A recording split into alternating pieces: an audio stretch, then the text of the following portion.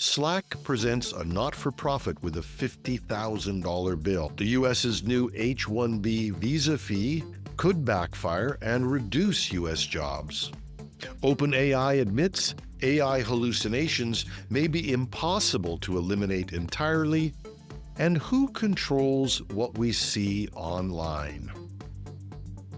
Welcome to #Trending. I'm your host, Jim Love. Let's get into it. Hack Club, a not-for-profit that runs coding clubs for high school students, says Slack gave them an ultimatum: pay $50,000 US in 1 week or lose access to years of messages and integrations. Hack Club had been on Slack's non-profit plan, paying around $5,000 a year, and then almost overnight, Salesforce-owned Slack raised the price tenfold. That left a small nonprofit scrambling to save its data and rebuild its workflows. They called the demand absurd, pointing out that even if they wanted to pay, no organization can rebudget in a week. The public backlash forced Slack to at least reach out. Its CEO promised to make things right and offer Hack Club a better deal than before. But Hack Club says the trust may be gone. They're actively looking at open source alternatives to make sure they're never caught off guard again. This isn't just a non-profit problem. Vendor lock-in is a risk for anyone running on software as a service. Once your history, your data, and your processes live inside a provider's platform, you are at their mercy. We saw it clearly when Broadcom took over VMware and customers faced steep price hikes and license changes, even perpetual licenses that they had bought. I've always said that the first question you should ask when evaluating a SaaS vendor is simple. What happens if we want out? European governments have recently leaned on cloud providers to ensure there's a valid exit strategy and one that won't bankrupt the company. But there's nothing like this for SaaS providers. Now, SaaS undoubtedly has real value, but you take a risk. You can become dependent on it, and you could get what I've called the Hotel California syndrome. You can check out anytime you like, but you can never leave. The Trump administration has introduced a one-time fee of $100,000 for every new H-1B visa. These visas are how U.S. companies bring in highly skilled workers from offshore. Sometimes they bring in experts and resources that they just can't find in the U.S. Sometimes these are liaisons that work with large tech centers, particularly in India. Now, these visas normally come at a cost of about $1,000 or so, and the legal fees, and you make a declaration that the people who are coming in on these visas have skills that cannot be found by the company hiring Americans. There's no question Indian IT firms dominate this program. Last year, they accounted for 71% of all H-1B visa holders. And most of that comes from the new model of IT offshoring. For decades, the business model has depended on rotating staff into U.S. projects, sitting with clients, keeping work flowing smoothly between the American offices and the offshore teams. For those who want all the jobs onshore, might not be optimal, but it did maintain an onshore component of the work. But that model may break down because it just got a lot more expensive. For India's $283 billion tech industry, which gets more than half of its revenue from U.S. clients, the calculation is simple. If it costs that much to bring staff in, the work will have to be done offshore or perhaps nearshore in markets like Canada and Mexico. Ganesh Natajaran, former CEO of Zenzar Technologies, told Reuters that the American dream for aspiring Indian workers will now be tough, and that firms will restrict cross-border travel and push more work out of the U.S. entirely. So that's the irony. A policy meant to protect U.S. jobs could actually end up reducing the amount of work done onshore, and presumably these workers, even if they are from offshore, are paying taxes and spending money in the U.S. And we also presume that some jobs are maintained onshore as well. What is highly unlikely is, given the cost savings and the solutions to resource issues that organizations apparently get from offshoring, that any of this work will move back to the U.S. It could happen, but it's going to be a question of what is least problematic. Moving the work back to the U.S. and trying to find trained resources, putting up with additional costs, or having additional functions done remotely over Teams or Zoom and similar remote tools. The most likely alternative might leave American employment weaker and not stronger. And in a stunning admission, OpenAI said hallucinations in large language models aren't just engineering flaws, they're mathematically inevitable.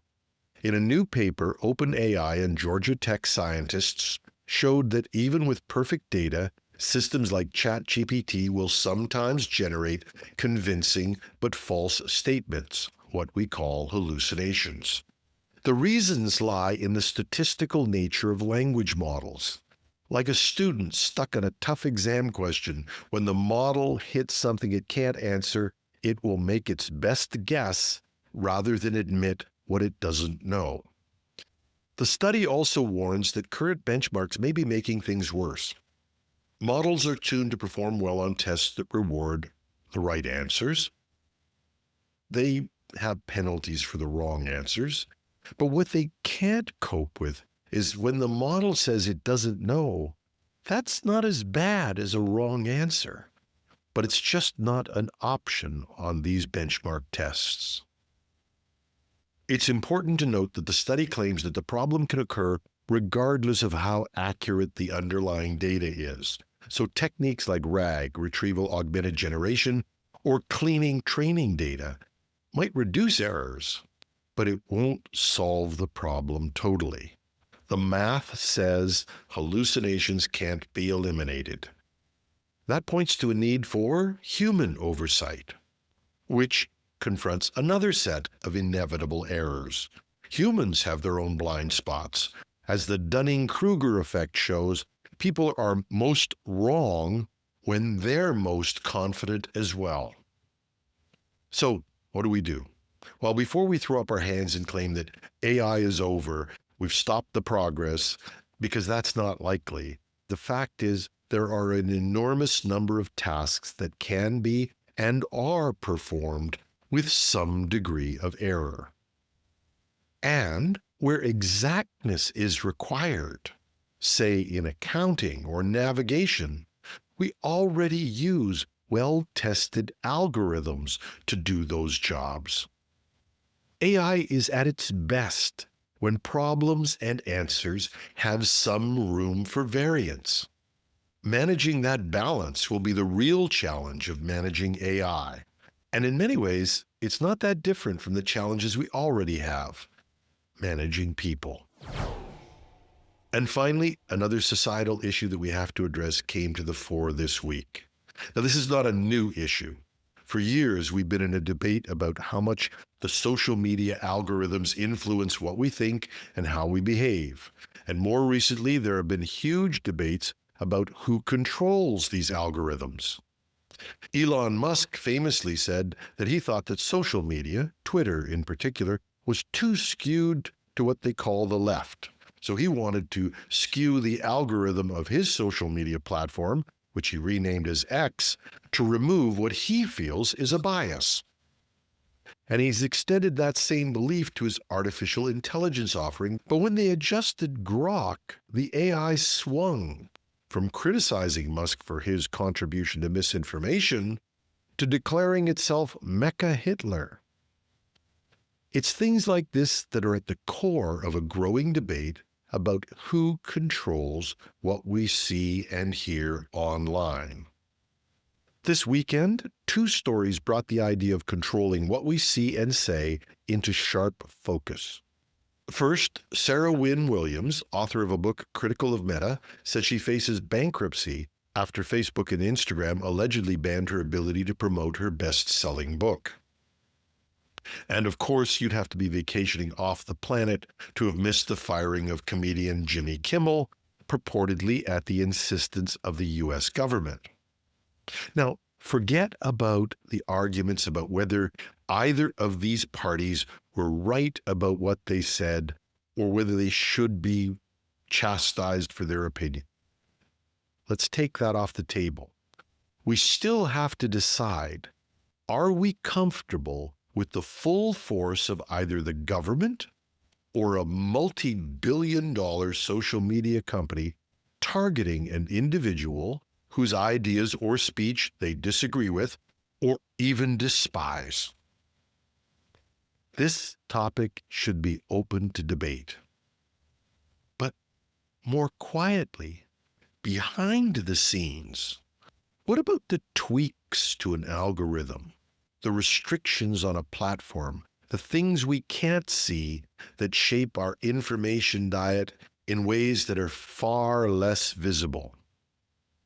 This week, with the sale of TikTok, we found that a multi-billionaire who has advocated monitoring all citizens' behavior, and the U.S. government, which equally appears to have an agenda, will have a major controlling stake on the board of the new TikTok. Even for those who agree with the current government, will you be as happy when another administration is in place and controls that algorithm? After all, the supposed reason for taking over TikTok was to prevent the Chinese from controlling the algorithm. Now, who do you trust controlling it? Which leaves us with a fundamental question. In the age of unseen algorithms, who does get to decide what reaches the public square? And that's our show. One final announcement. This week's shows will be brought to you by my novel, Elisa, A Tale of Quantum Kisses. This week, we launched the audiobook, read by yours truly. It's now available on Audible and at least 35 or so other venues for audiobooks. And here's something that could be cool. What if even a small percentage of the thousands of listeners we have ordered a copy this week? Would my audiobook become a bestseller? Wouldn't that be cool? If you enjoy hearing me read the news, you might really enjoy me reading this story. Search Elisa, E-L-I-S-A, and Jim Love on Audible or wherever you get audiobooks. That's Elisa, E-L-I-S-A, A Tale of Quantum Kisses, and Jim Love on Audible. We've been getting some great reviews on the book. We're 4.9 out of 5 on Amazon. And the audiobook, if I do say so myself, pretty decent as well. I'm your host, Jim Love, and whether you listen to the book or not, have a marvelous Monday.